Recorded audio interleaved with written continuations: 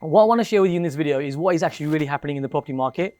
Now, being an investor, developer over the last 30 years, the last thing I want to do is lose it all. If you're new to property, actually, you got it pretty easy. Because right now, you might be thinking, well, okay, I need to build my portfolio and that's difficult. That ain't the difficult part. That's the easy part.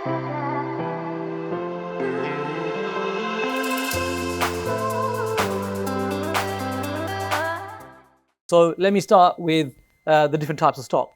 Now, investing over 30 years hasn't happened overnight. We have 5 different specific areas across the country, and they are very niched.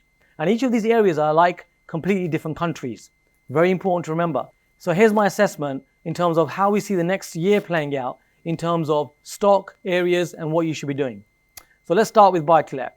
So with buy-to-let, what we find is these are working in the north of the country mainly. There are some pockets in the south, but not in larger towns, and satellite towns aren't working so great either.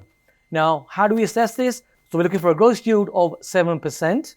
And secondly, what we're also looking for is property purchase prices less than £160,000. These are key criteria for buy-to-let.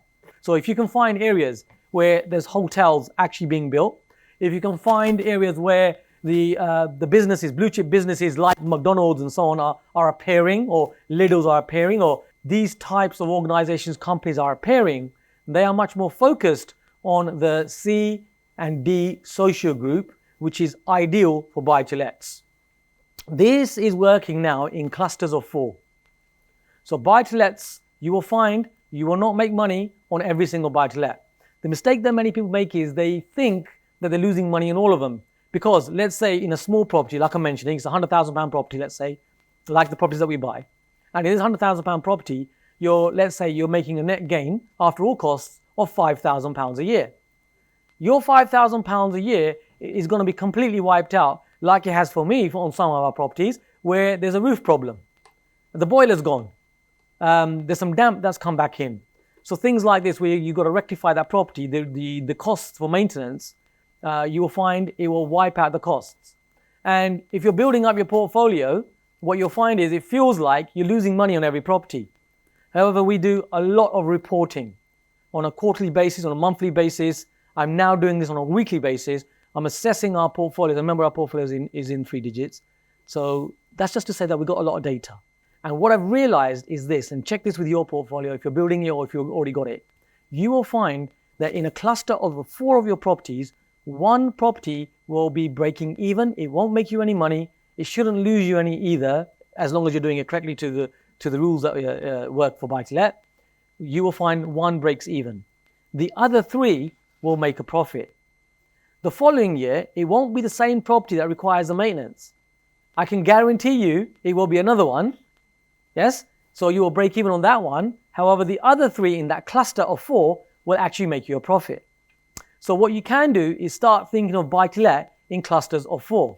Now, the time frame is your time frame. You can do that quite quickly. If you're like us, you can buy 10 to 15 projects a month, or that might be your 4 that you do over a year, 2 years, or whatever your time frame is. But my point is, start thinking in 4s.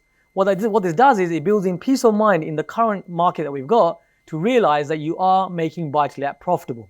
Yeah? And if you've got 1 property, well, then just take that 1 year and make it 4 years. So it can be a cluster of 4 properties annualized. It can also be 1 property over a period of 4 years. And in that 4 years, you will find that 1 property will do exactly what I'm saying. They will wipe out all your profit on 1 year, but for the other 3 years, it will actually make money for you. Now, another one of our models is HMOs. Now, with HMOs, house of multiple occupancy, where you're renting out room by room, the market is changing. It really is. The ones out of the 5 models that we have, we're finding to be the best are the ones that we call under the radar, where you've got 4 tenants or less, typically meaning 4 rooms or less, and also the ones that are steward generous. Now, the steward generous are the ones that require planning, and these are typically 7 tenants, meaning 7 rooms or more. These 2 niches within the 5 models are working the best. So let's discuss this further. Your tenants for HMOs aren't just looking for a room, they are looking for quality, and the quality is important. So your HMOs need to be at a good standard. They need to be functional, they need to be cozy, they need to be somewhere where someone would actually take on a 1-bedroom flat and it's theirs, think like that. That's how they want their room to be. So one of the things that we're doing is we have a really lovely fit out. I might do a video on this for you as well as a separate entity showing you exactly what we do. Comment below if you would like me to do that for you, and I will do that with you and show you what we're doing, okay? Also, very important, make sure that your HMOs that you're creating are within 15 minutes of a focal point. Now, what do I mean by focal point? So, for example, if your clientele is niched, and I'll suggest you make it niche, such as the NHS staff, brilliant clientele, by the way, for HMOs. You want to make sure that your HMO is within 15 minutes walking distance, not driving distance, not how the crow flies, not how you see it on Google Maps or anything like that, how you actually walk.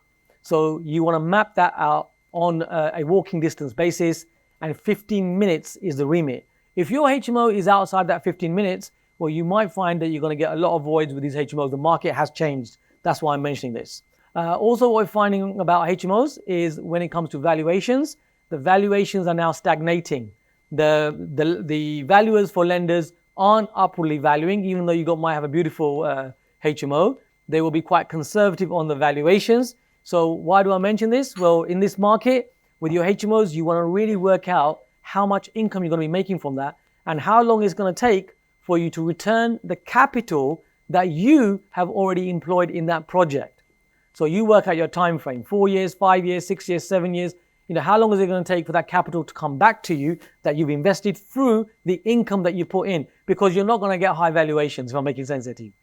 The other model that we're discussing here is sui generis. So sui generis, why do we like this? We like this because with sui generis, you can still, we're finding, can get commercial investment valuations, which means that you can get a higher valuation, just for clarity, because it's worked out on the rent. So it does really help. You're not really, in my experience, going to get valuations on the other types of HMOs where they're on an investment valuation. And even if you do, it's a bit of a placebo because they'll charge you so much arrangement fee and a higher interest rate. It's not really worth doing anyway, in my experience. However, sui generis in the correct areas for HMOs works really well because you get that investment valuation, which is working on the rental, like what I say. And for this reason, you will get a valuation higher, which means that you can get your capital out of that property and reinvest it again into another one, or do what you like with your own money. So that's what we're doing with HMOs. HMOs, we're finding, are not working in large towns. They're working in satellite towns, so commuter belt towns around large cities. These are the areas that we're focused on now. And also they are working in small towns. So these are really the two focuses that we've now got at Premier at HMO, with HMOs, over the next 12 months to the next 5 years. This is what we're going to focus on in the current market. Whether there's a government change, not a government change, whatever happens, in a recession that we're already gone through and might have another one, I'll discuss that on another video. This strategy will make sure that you've got the prudent approach and you're accelerating. Now let's just jump into planning gain strategies. So what are we doing assessing when we assess planning gain strategies? Like what I say in my offices with my senior analysts, I've spent a lot of time assessing this over the last couple of weeks. A lot of detail, a lot of analysis. And from this, I'm giving you the nutshell here right now. That's what you're getting from me. So with planning gain strategies, there's a number of different ways that you can create planning gain. So you've got land. You've got land with properties on it that have no planning that you can get planning. You can get properties where you've got planning gain and then you're building. You've got properties that are commercial properties, which you are converting. So let me explain more of this. So right now, what we're doing, our plan for properties where you are buying land and then getting planning permission on them, these type of strategies we're putting on the sort of fringe, let's call it. That's not our core strategy in the economy we're in right now. Reason being, material prices are going up. Build costs are going up. Land values are reasonably high. They might drop a little bit. However, to make a margin in there where you've got a downward market is very difficult. So that is not our strategy. That is the main strategy. So if you've got money and you want to park it somewhere and it's your long-term plan, well, that's a different thing. We're momentum investors. We want to do quick deals. We want our money to come back and be able to do more. So if you're like me, well, then you are avoiding those and you're now focusing more on commercials. So in the planning gain strategies, we are now focusing more on commercials. Conversions is where you really want to be. Now, within commercials, there are a number of different remits on how you can deal with commercial properties. So let me share 3 with you. One of them is a commercial property where you can convert into residential. Now that the government is actually making easier. A lot of permitted developments that are coming up that are working really well in the right areas. When I say the right areas, what you're going to be looking for is areas where they are 75% of the house price index across the country. So let's say the house price index is £250,000, for example. Let's just say, then you are looking at 75% of that minimum in that area. So that will be, you're looking at stock where the house price is around 187.5K or more. You then know that you're in the right area for conversion. If you start converting, as many people out there are sharing, convert a bank, convert this, convert that, and they're not giving you the detail. The detail is, if you're converting in areas where the price points are lower than that, well, the truth is, in my experience, the conversion costs are going to outweigh the end value. It's not going to be worth you really converting it because you won't really make any uplift because the end value is lower, if I'm making sense. Yeah. So, for example, if you've got an area where, let's say, a flat value is £60,000, and it costs you a conversion to convert that flat from a commercial to a resi of £60,000, well, clearly you understand. Yeah, you're not going to get any uplift, are you? So why did you do it in the first place? So be careful of vanity projects. However, in small towns and in satellite towns, and it can be larger towns across the nation, what is working extremely well we're finding, and we're focusing more on this over the next 5 years, and what we're focusing on is commercials with a residential element. Now, I'm loving these. And I mentioned why I'm loving these. I'm loving these because the residential element has already been converted. It's already a C3 usage. It's already a residential unit. So for this reason, you don't need to get any planning. The commercial becomes your extra element to create your extra profit. And you've got peace of mind because no matter where you are, you can rent that residential, can't you? Now, what this means is that you can jump into areas that you wouldn't normally jump into. It might not even be the main area you're investing in. However, if you know for the fact that you can rent out that residential, and that residential helps you to pay for all your financial costs, and you may even make a profit after that, well, your commercial element gives you peace of mind to be able to take more time and do what you want to be doing with. So you might decide to rent that commercial. You might decide to convert that commercial if it makes sense, that's like I'm explaining.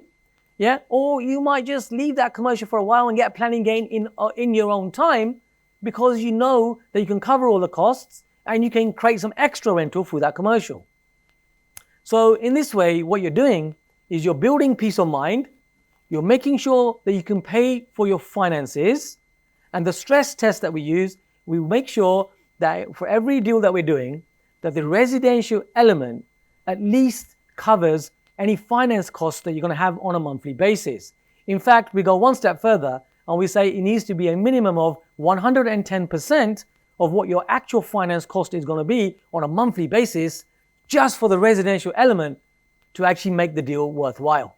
The third thing we're looking for is commercial units where, yes, you could convert it, or if it was an area like I'm sharing with you where it doesn't make sense to convert it, you can get planning gain on right now where you'll get 3 years of time frame to actually do that conversion. In fact, there's ways where you can make that infinite. I won't go into that right now though. Let me know in your comments below if you want to know more about that, and I'll do a topic on that for you as well. Now, in these types of projects, what we're also looking for is planning gain, and we're also looking for things like extra land that is associated with that commercial property. So for example, it could be a shop. It could be a shop with a large area to the side or a large area to the back where you can access. So, these work really well. It could be a single-story building where on either side you've got a precedence of, let's say, a 3-story on either side, and you've got this single-story building that is yours right in the middle. So you've got airspace that you can work on and get planning gain on. So in small towns, you can lock in the planning gain and come back to it in a medium-term time frame. With areas that are in satellite towns, commuter belt towns, and in large cities, of course, you can go ahead and develop that if that's what you want to do. But my point is, in the current market, you won't lose your shirt because you'll be able to pay for the finance from the rental, and you have a prudent approach. While everybody else around you will be losing their shirt, you will be still standing while the giants are disappearing. Are you with me so far, team? Are you with me? Yeah? So this is what we're looking at, planning gain. So we've pivoted considerably, and these are the exact niches I'm sharing with you that we're using at Premier Property. So now what I would suggest is, first of all, find out what stock you're actually interested in, and then work backwards to find out which area will work for that type of stock.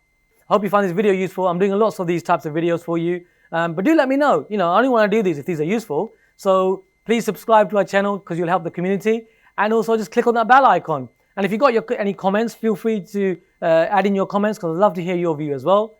It's Kamran Dwivedi helping you take your property investing to the next level. I'll see you on the next video.